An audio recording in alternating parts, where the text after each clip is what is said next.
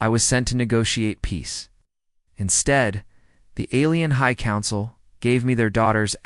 Marcus Rivera stared at the holographic display floating above his desk, watching the red warning signals blink like angry eyes. Another communication breakdown between Earth and the outer colonies. He rubbed his temples, feeling the familiar weight of exhaustion settling into his bones. At 32, he already felt ancient. "Rivera, get in here." Director Walsh's voice boomed through the intercom. Cutting through the ambient hum of the diplomatic facility, Marcus sighed and pushed back from his desk, stepping over the pile of failed transmission reports scattered across the floor. The hallway buzzed with activity. Junior diplomats rushed past, carrying data tablets, their faces tight with concentration. Something big was happening, and Marcus had a sinking feeling he was about to be dragged into it. Walsh's office smelled like stale coffee and desperation. The director sat behind his massive desk, his gray hair disheveled and his tie askew.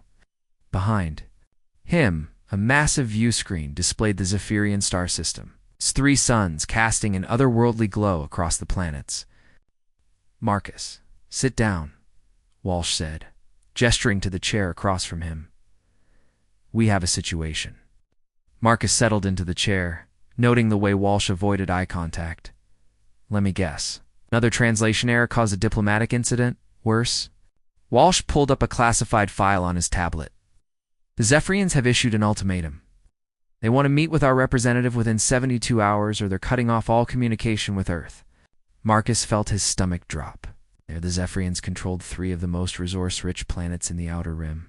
Losing their cooperation would be catastrophic. What did they want to discuss? That's the problem. Their message was deliberately vague. Something about genetic preservation and sacred obligations. Our xenolinguists are baffled. Marcus studied the star chart, watching the slow rotation of the Zephyrian worlds. "Send Ambassador Chen. She's handled first contact situations before." Walsh shook his head. "Chen is recovering from surgery. Patterson is tied up with the Martian trade disputes. Rodriguez is pregnant." He paused, meeting Marcus's eyes for the first time. "You're our best available option." I'm a communications specialist, not a diplomat."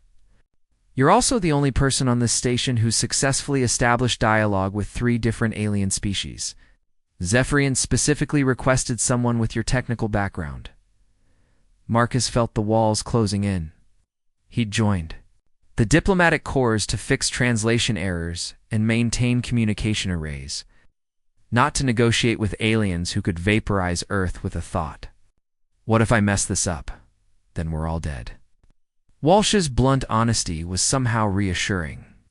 "But if you succeed, you'll be the man who saved human civilization." The weight of responsibility settled on Marcus's shoulders like a lead blanket. He thought about his small apartment back on Earth, his cat that needed feeding, his mundane but predictable life. All of it seemed impossibly far away now. "When do I leave?" "Transport departs in 6 hours. We'll travel alone aboard the diplomatic vessel Harmony. The journey to Zephyrian space takes 48 hours. Walsh handed him a sealed datapad. "Everything we know about their culture is in there. Study it." Marcus took the pad, feeling its weight in his hands. "Any advice?" Walsh's expression softened slightly. "Don't try to be someone you're not. The Zephyrians can sense deception from light years away. Be honest, be respectful, and remember that you're representing all of humanity." As Marcus left the office, his mind raced with possibilities. What could the Zephyrians want? Their previous interactions had been cordial but distant. They were an ancient race, far more advanced than humans, with technology that bordered on the mystical. He spent the next few hours packing and studying the cultural files. The Zephyrians were a matriarchal society, ruled by a council of females who held absolute authority. Their civilization spanned millions of years, and they were known for their wisdom and their fierce protection of their genetic heritage. Standing in the launch bay, watching the sleek diplomatic vessel being prepared for departure, Marcus felt a strange mix of terror and excitement. He was about to embark on a journey that would either make him a hero or get him killed. Either way, his boring life was officially over. Marcus Rivera stared at the holographic display floating above his desk, watching the red warning signals blink like angry eyes. Another communication breakdown between Earth and the outer colonies. He rubbed his temples, feeling the familiar weight of exhaustion settling into his bones. At 32, he already felt ancient. "Rivera, get in here," Director Walsh's voice boomed through the intercom, cutting through the ambient hum of the diplomatic facility. Marcus sighed and pushed back from his desk, stepping over the pile of failed transmission reports scattered across the floor. The hallway buzzed with activity. Junior diplomats rushed past carrying data tablets, their faces tight with concentration. Something big was happening, and Marcus had a sinking feeling he was about to be dragged into it. Walsh's office smelled like stale coffee and desperation. The director sat behind his massive desk, his gray hair disheveled and his tie askew. Behind him, a massive view screen displayed the Zephyrian star system, its 3 suns casting an otherworldly glow across the planets. "Marcus, sit down," Walsh said, gesturing to the chair across from him. "We have a situation." Marcus settled into the chair, noting the way Walsh avoided eye contact. "Let me guess. Another translation error caused a diplomatic incident? Worse?" Walsh pulled up a classified file on his tablet. "The Zephyrians have issued an ultimatum. They want to meet with our representative within 72 hours or they're cutting off all communication with Earth."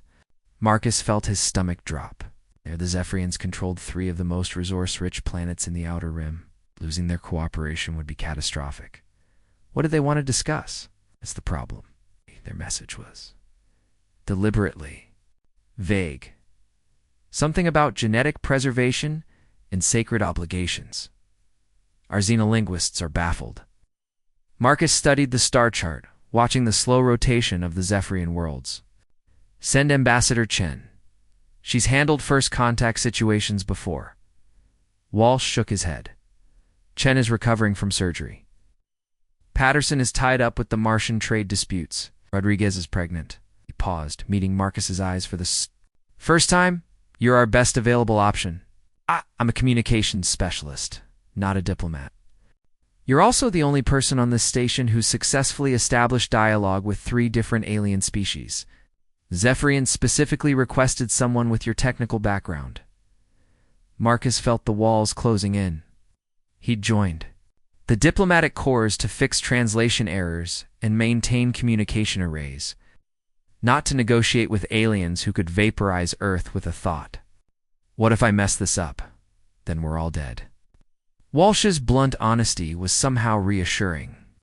"But if you succeed, you'll be the man who saved human civilization." The weight of responsibility settled on Marcus's shoulders like a lead blanket.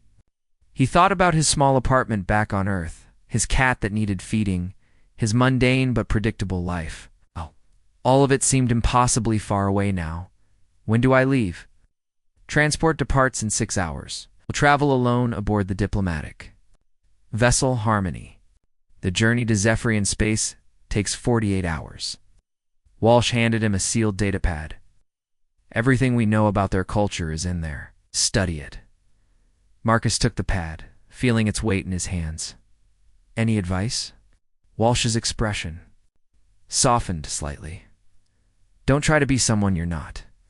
The Zephyrians can sense deception from light years away. Be honest, be respectful, and remember that you're representing all of humanity." As Marcus left the office, his mind raced with possibilities. What could the Zephyrians want? Their previous interactions had been cordial but distant. They were an ancient race, far more advanced than humans, with technology that bordered on the mystical. He spent the next few hours packing and studying the cultural files. The Zephyrians were a matriarchal society, ruled by a council of females who held absolute authority. Their civilizations spanned millions of years. They were known for their wisdom and their fierce protection of their genetic heritage. Standing in the launch bay, watching the sleek diplomatic vessel being prepared for departure, Marcus felt a strange mix of terror and excitement. He was about to embark on a journey that would either make him a hero or get him killed. Either way, his boring life was officially over. Marcus spent the next several hours in a state of controlled panic. He'd been given guest quarters that were more luxurious than anything he'd ever experienced, but he couldn't appreciate the beauty of the crystalline walls or the bed that seemed to mold itself to his body. His mind was spinning with the implications of what the Zephyrians had proposed. A soft chime announced a visitor. Marcus opened the door to find Luna standing in the corridor, carrying a tray with what appeared to be tea and small pastries. "Thought you might be hungry?" she said, offering him a shy smile, and perhaps confused. Marcus stepped aside to let her enter. Confused doesn't begin to cover it. "Your mother is talking about the future of 2 entire species, and I'm just a guy who fixes communication problems." Luna set the tray on the small table by the window and gestured for him to sit. "Perhaps that is exactly what we need. Someone who understands how to bridge the gap between different forms of communication." The tea was warm and soothing, with a flavor unlike anything Marcus had ever tasted. As he sipped it, he found himself relaxing despite the circumstances. "Tell me about your people. Help me understand." Luna's eyes brightened. "We are an old race, Marcus. So old that we have forgotten how to change. Our society has achieved perfection in many ways. We have no war, no hunger, no disease. But perfection comes at a cost. What cost? Passion, growth, the beautiful. Chaos that drives evolution." She gestured to the window, where the stars shone like diamonds against the void. "We have been observing your species for centuries. You fight, you love, you create art that moves the soul. You're everything we once were before we became too refined." Marcus studied her face, noting the sadness in her eyes. "And now you're dying because of it." Our birth rate has been declining for millennia. "Each generation produces fewer children, and those children are increasingly similar to their parents. We are becoming genetic copies of ourselves, unable to adapt to new challenges. But why me?" Marcus asked. "Why not approach Earth's government directly?" Luna reached across the table and touched his hand. Her skin was warm and incredibly soft. "Because we needed to know if a human could truly care for our people. Love them. Nyx chose you specifically because of your empathy, your ability to connect with others despite differences in language and culture." Before Marcus could respond, the door chimed again. This time, Vera entered, without waiting for permission. She wore casual clothing now, a simple tunic and pants that somehow made her look even more attractive than her armor had. "Sister, you are monopolizing our guest," Vera said, but her tone was teasing rather than angry. "I was explaining our situation," Luna replied. "Marcus deserves to understand what we are asking of him." Vera settled into the chair beside Marcus, close enough that he could smell her perfume, something like cinnamon and starlight. "What my scholarly sister is too polite to say is that we are asking you to save us. And in return, we offer you something no human has ever possessed." "What's that?" "The chance to be part of something greater than yourself. To help create a new species that combines the best of both our peoples."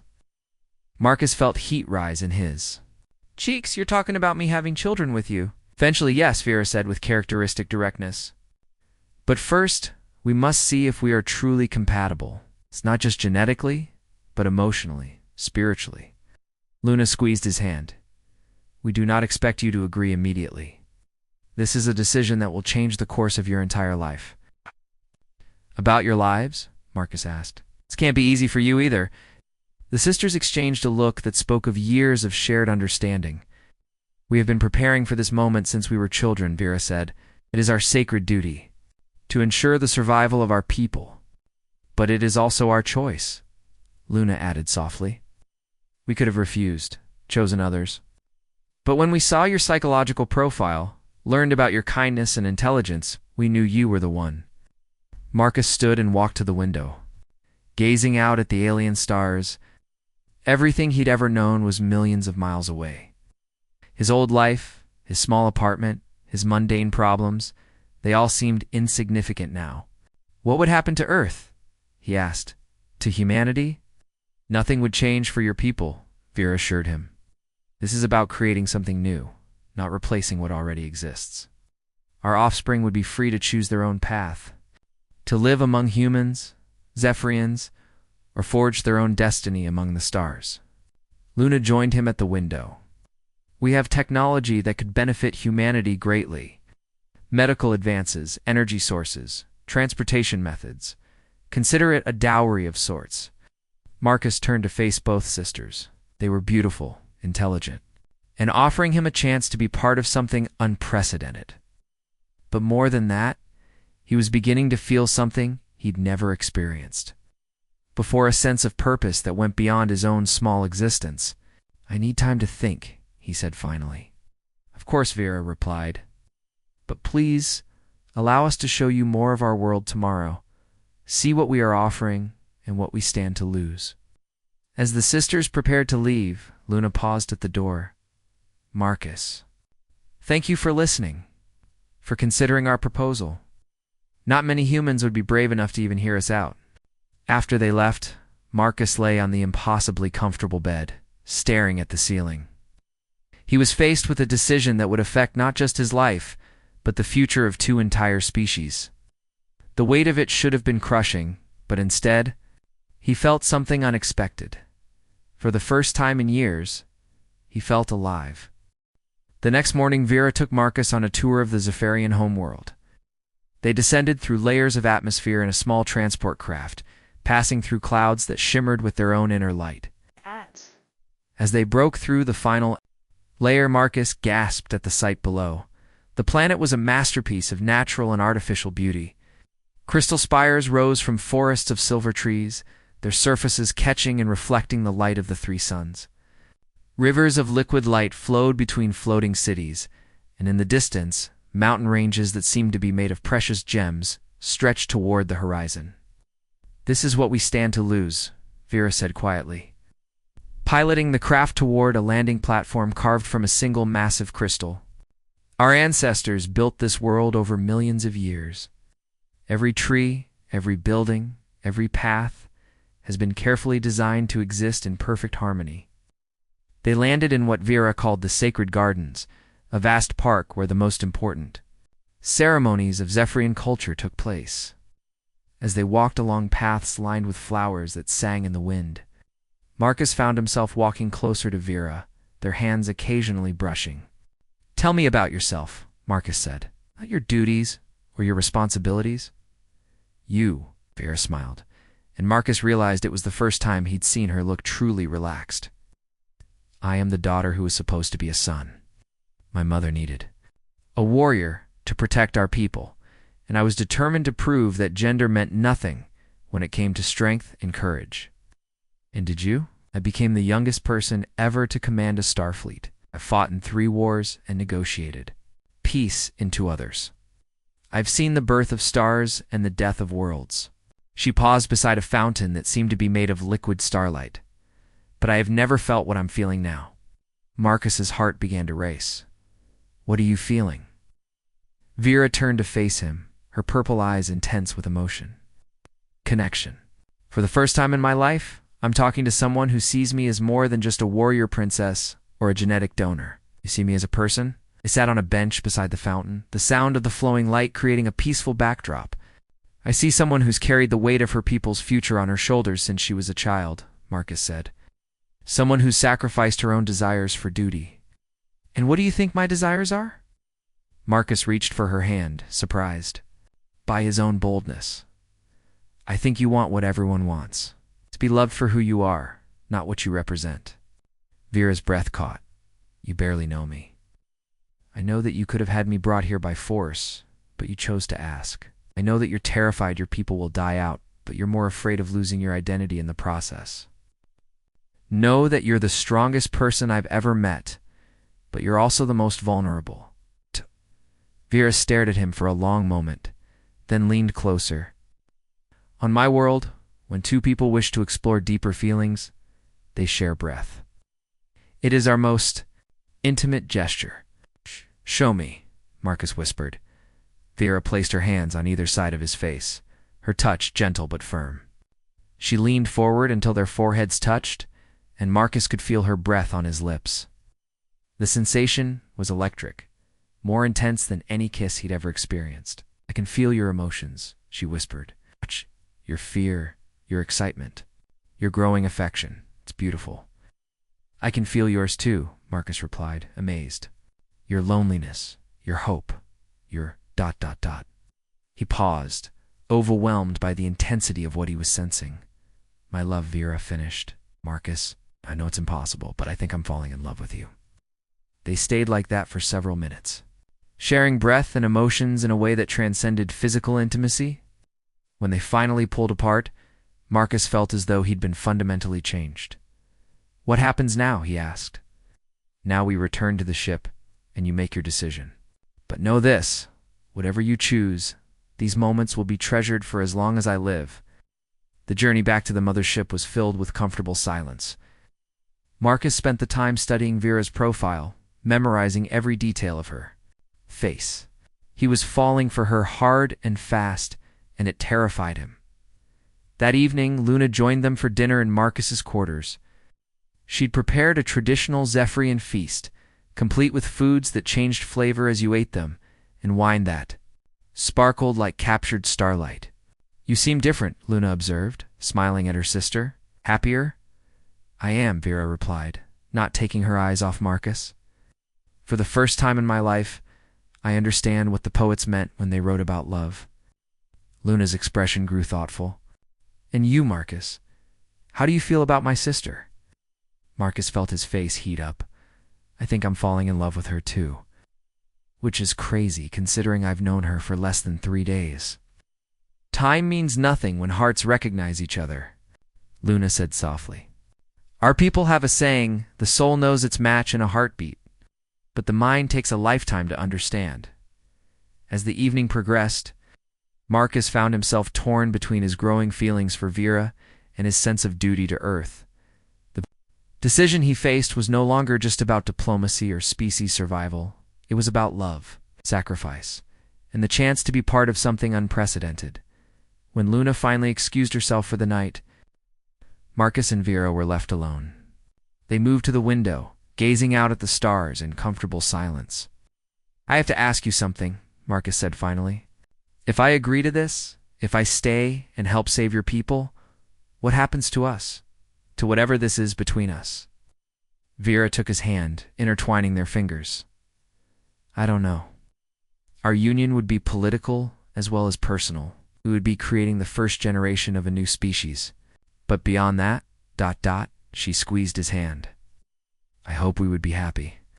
I hope we would continue to grow closer, to build something beautiful together. And if I say no, then I will respect your decision and find a way to help you return to Earth. Safely, but I will spend the rest of my life wondering what might have been." Marcus turned to face her, struck by the vulnerability in her eyes. This powerful warrior princess who could command fleets and negotiate with alien species was just as scared and uncertain as he was. "Vera," he said softly. She silenced him with a finger to his lips. "Don't give me your answer now. Sleep. On it, tomorrow, you will meet with the full council and make your final decision." As she prepared to leave, Marcus caught her hand. "Whatever I decide, I want you to know that meeting you has changed me. You've shown me what it means to feel truly alive." Vera smiled, and Marcus saw tears glistening in her purple eyes. "You have given me something I never expected to have. Hope." After she left, Marcus lay in bed, staring at the ceiling, his mind racing. He was in love with an alien princess who was offering him the chance to help save her species. It was the stuff of science fiction, but it was his reality now. Tomorrow, he would have to choose between the safe, predictable life he'd known and a future filled with uncertainty, danger, and unprecedented love. For the first time in his life, the choice was easy. The council chamber was even more magnificent than Marcus had imagined. Hundreds of Zephyrian women sat in ascending rows, their crystalline armor catching the light from the chamber's bioluminescent walls. At the center, High Counselor Nick sat, on a throne that seemed to be carved from a single enormous diamond. Marcus stood in the center of the chamber, acutely aware of every eye upon him. Vera and Luna flanked their mother, both wearing formal ceremonial robes that made them look like goddesses. The weight of the moment pressed down on him like a physical force.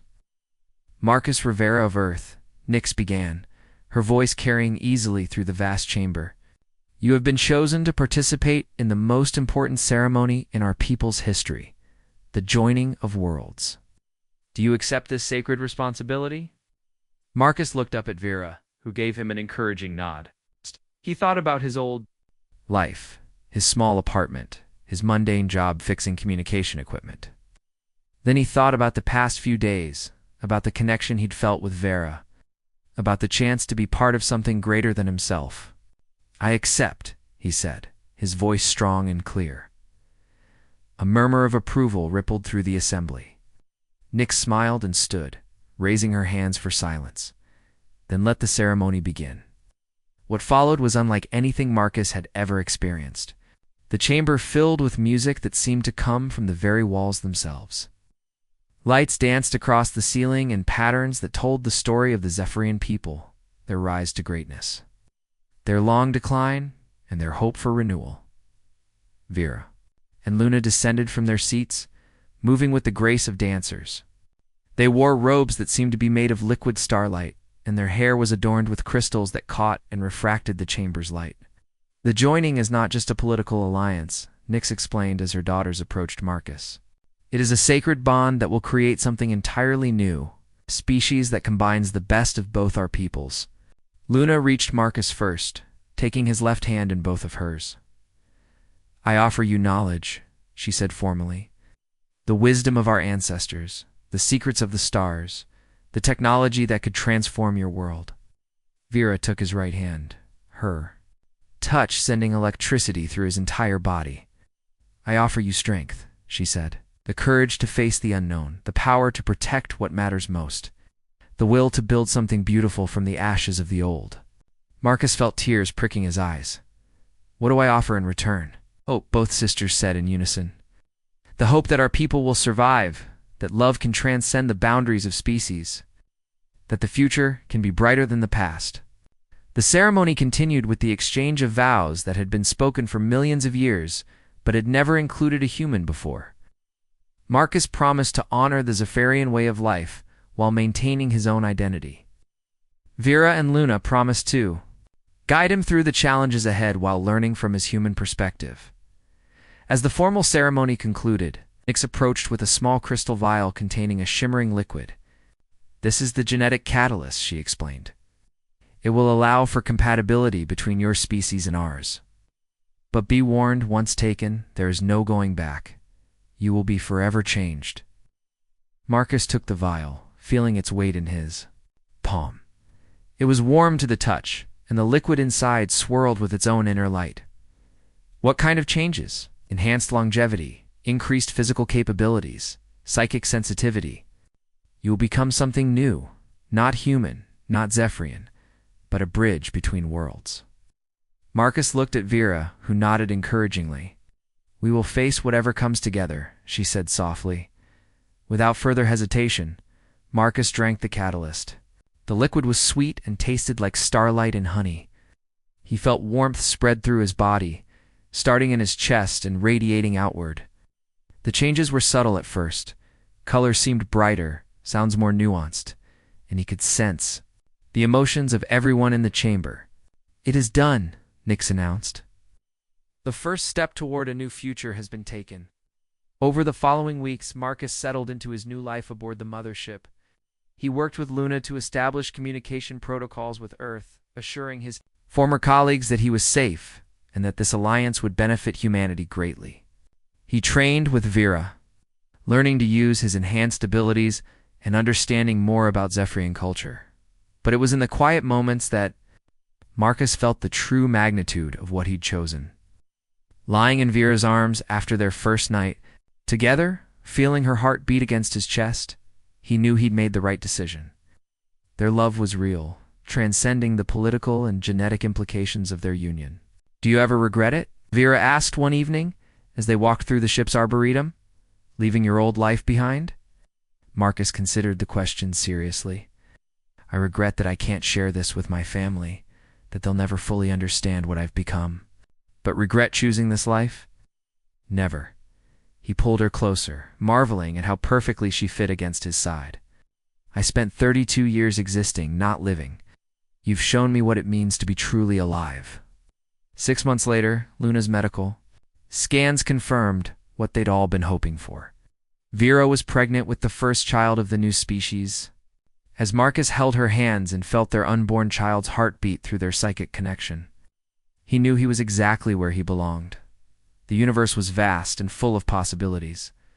Somewhere out there, Earth continued spinning, unaware that one of its children had become the father of a new kind of being. And aboard the Zephyrian mothership, 3 hearts beat as one, creating something beautiful and unprecedented. Marcus Rivera, the reluctant diplomat who'd fixed communication problems, had become the bridge between worlds. And in doing so, he'd found not just love, but his true purpose among the stars.